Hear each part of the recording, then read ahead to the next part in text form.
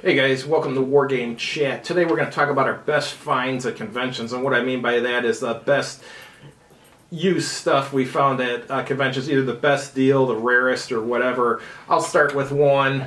The first one I can think of is I bought an entire Battlefleet Gothic collection that was well painted and stuff, and that stuff goes for big bucks on eBay. I don't actually play Battlefleet Gothic, I just got it to resell, but that was a really good deal. What about you? What's one of your good finds? Okay, the first one I was thinking about, at one science fiction convention, there's one dealer. He also sells like used war games, and I got a copy of Operation Sea Lao and NATO now by SPI. Now the problem was I didn't remember this, but then when I looked at it, and then later on after I bought it, I looked on the internet. These were published about 73, 74. This is like before I got in discovered SPI, so that's why I don't remember these two games. So, yeah, I think what's the one called Sea Louis or how do you pronounce that? Operation Sea Lao. Sea Lao, yeah, that one I think goes for pretty good money on the used market.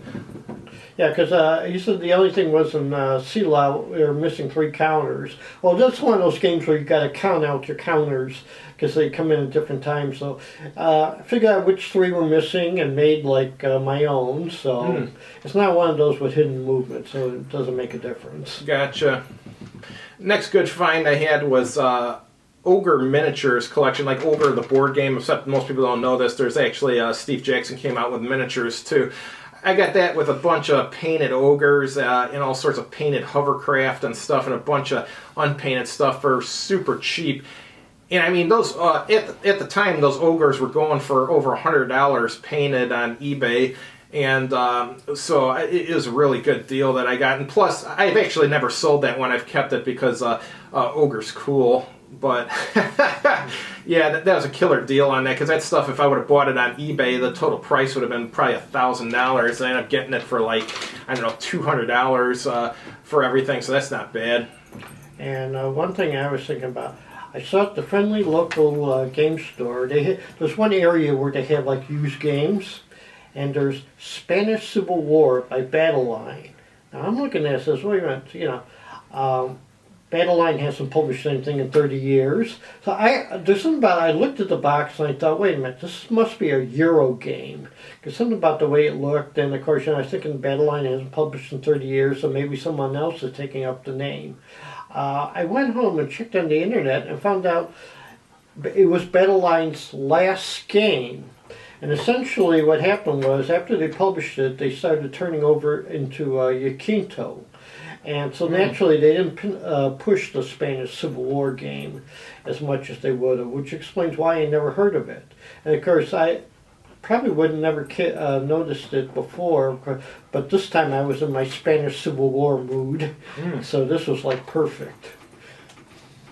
Yeah, another good find I had once, I think this was might have been at Little Ward. Some guy was selling a copy of Lock and Loads. I think it's called Space Infantry, the science fiction solitaire game with all the node resolution and stuff.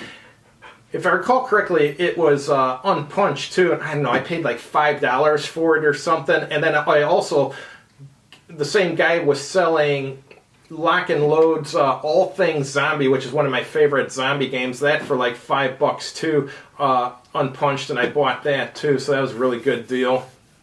And the last one I could think of is I've always wanted.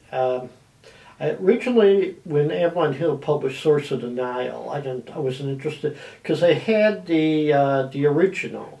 Later on, I found out they made some changes, and okay, I want to try it, but I couldn't find it for less than $30. At RockCon, someone was selling it for $18, and the thing was... What game was that again? Source of the Nile. Source of the Nile, yeah, that's right, I remember that. The Avalon Hill version of it. And then, when I got home, I discovered something they didn't tell me about. There's also, was it the Sword of the Flame?